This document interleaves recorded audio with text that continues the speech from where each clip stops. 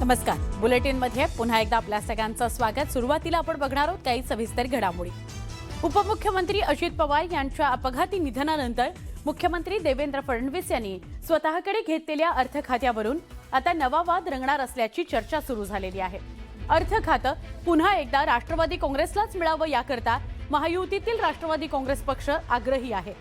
राष्ट्रवादी काँग्रेस पक्षाला अर्थ खातं परत देण्याबाबत राष्ट्रवादी काँग्रेस पक्षाचे नेते आणि आमदार लवकरच मुख्यमंत्री देवेंद्र फडणवीस यांची भेट घेणार आहेत आणि त्यांच्याशी चर्चा करणार आहेत, अशी माहिती प्रदेशाध्यक्ष सुनील तटकरे यांनी दिली। दरम्यान राज्य विधिमंडळाच्या पावसाळी अधिवेशनाला येत्या 22 जून पासून सुरुवात होणार आहे। त्यापूर्वी अर्थ खात्याबाबत निर्णय व्हावा यासाठी राष्ट्रवादी काँग्रेसचे वरिष्ठ नेते प्रयत्नशील असल्याची वरिष्ठ सूत्रांची माहिती आहे।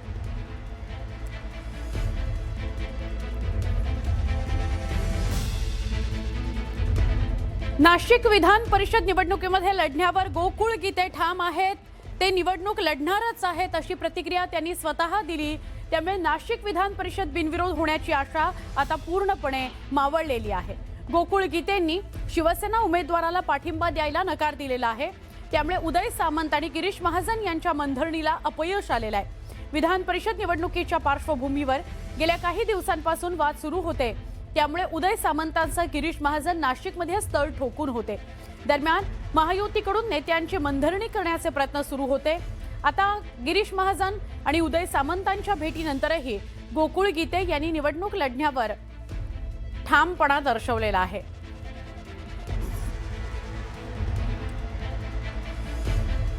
आदरणीय सामंत साहेब, दादा भुसे साहेब आणि गिरीश भाऊ महाजन यांच्यामध्ये आमच्या चौघांमध्ये अजूनही काही इतर लोक होते। आमची चर्चा झाली। त्यांनी मला त्या ठिकाणी विचारलं की त्या ठिकाणी प्रसाद हिरेंनी आज दुपारी महायुतीच्या उमेदवाराला पाठिंबा दिला, तर त्यांनी मला विचारलं की आपण पण त्या ठिकाणी तसा पाठिंबा देऊ शकतो। त्यांना मी स्पष्ट नकार दिला की मी त्या उमेदवाराला त्या ठिकाणी पाठिंबा देऊ शकत नाही, कारण मतदारांचा कौल बघता तो कौल चांगल्यापैकी माझ्या बाजूने असल्यामुळे तो पाठिंबा देणं म्हणजे त्या मतदारांचा त्या ठिकाणी मी घात करण्यासारखा प्रकार होईल। त्यामुळे मी त्यांना स्पष्ट नकार देऊन त्या ठिकाणी पुन्हा माझ्या नाशिकला येऊन माझ्या गाठीभेटी चालू केलेल्या आहेत।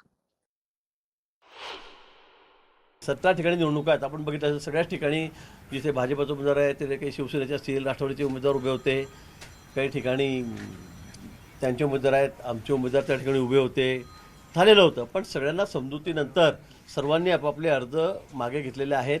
पक्षश्रेष्ठींशी त्यांचं बोलणं झालेलं आहे।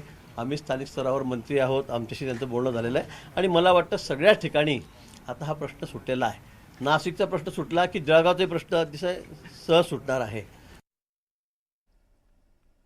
शक्तीपीठ महामार्गाच्या विरोधामध्ये कोल्हापुरामध्ये मोर्चा निघणार आहे। आमदार सतेज पाटील आणि राजू शेट्टी यांच्या नेतृत्वात हा मोर्चा काढण्यात येणार आहे। या मोर्चापूर्वी राजकीय आरोप प्रत्यारोप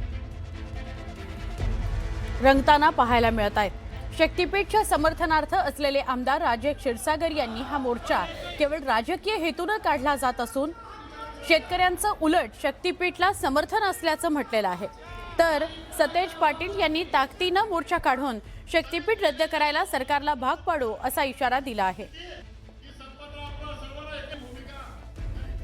शक्तीपीठवरून धडक मोर्चा निघणार आहे। शक्तीपीठवरून राजकारण तापलेलं बघायला मिळतं आहे।